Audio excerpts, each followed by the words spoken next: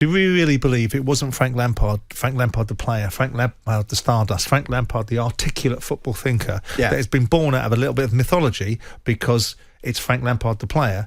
Do we really think, based upon what he did at Chelsea, which the job he should never have got in the first place because he wasn't prepared for that job, and the job that he got given at Derby, which you can understand the punt that Mel Morris took at the time. I know Mel Morris isn't a name not to be mentioned, but we have to mention him because he was the owner of Derby at the time, right? Yeah. But Mel Morris put in Frank Lampard.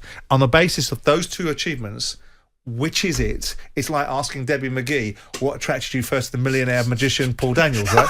What attracted you first time round to the halcyon name of Frank Lampard? Because it certainly wasn't his achievements at Chelsea and Derby. Yes. So it's in that territory, to some extent, putting the vitriol to one side. Look, Frank will, I hope, become a really good manager. And I think I made an argument last year, and people took it as an opportunity to ridicule, that he'll be a better manager than Ole Gunnar Solskjaer, right? Yeah. But that's a low bar. You can set yourself a low standard and manage to achieve it. That's nothing, right? Yeah. We can all do that. Yeah. But I worry for Frank in this situation because I'm not sure he's got the toolkit. I hope I'm wrong because I think ultimately he's one of football's sensible guys. Yes. But I do think, to go to your question, that there is an element of fashionability or name association rather than a body of work. But then you can run that argument across the board.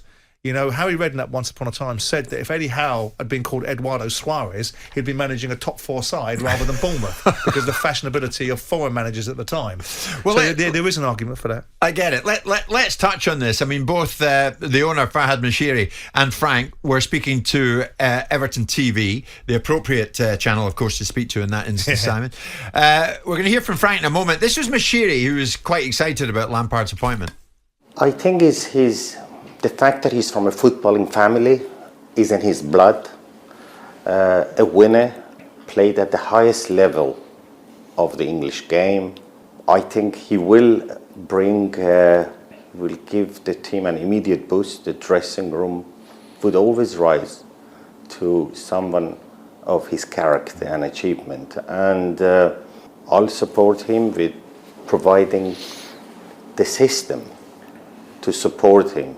So I think the process is vital to ensure all components of Everton will support the manager.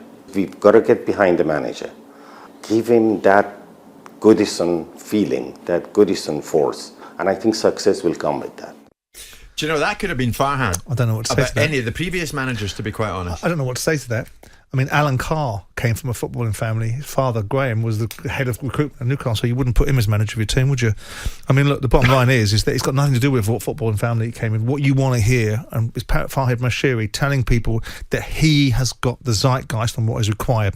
He's an ambitious, forward-thinking manager that looks at the resource that we've got, thinks he can mould it into a shape that's going to get us out of the current problem, leverage off that, build us a team that gives me the outcome that I've spent £500 million trying to achieve. That's what you want to hear him here. You don't want to hear about Frank Lampard Sr., and you don't want to hear about his playing career. You want to hear that Frank Lampard is an educated, strong candidate that gives me the feel from I am a sum now of all my parts. My parts are Ronald Koeman. My parts are Marco Silva. They're Carlo Ancelotti. They're Sam Allardyce. And they're Rafa Benitez. And that puts me in a wonderful position as a chairman to look at all the sum of all the scar tissue, all the mistakes I've made and go, right, this is my guy. Yeah. And these are the reasons why. Yeah. Because I've got a playing squad that's unbalanced. I've got a team that's not playing for the fans in the way they should do, and I've got a manager that can harness that. And I'll take a little bit of an educated punt on some of the coaching staff he wants in around him. By the way, look at the people he's bringing in with him. Paul Clement.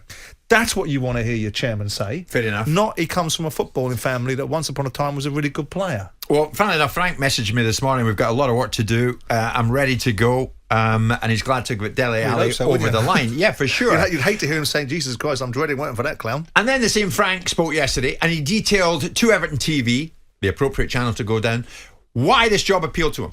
Very excited. It's a huge honour for me to represent and manage a club with the tradition, the size of Everton Football Club.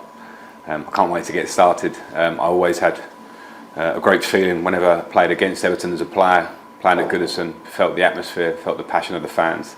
I think the most important thing that we all know that we have to focus on is the short term, to get ahead of ourselves. But yes, we know the new stadium that's coming, we know where this club wants to be and where we want to get to, but we know first and foremost probably the challenges that are in front of us right now in terms of league position, We have an FA Cup game next week, and so I want to get to work very quickly on that to deal with the short term. And of course, in the back of our minds is always the long-term vision of the club. You keep on saying it, and you're not wrong, Simon. It's a there is a massive game on the horizon. It's a fantastic for him. game. You've got Newcastle versus Everton. Forget the FA Cup. That's a nice little cherry on it. And if he wins that game, it's great because it keeps the forward momentum, and the Everton fans going to dream of an FA Cup run.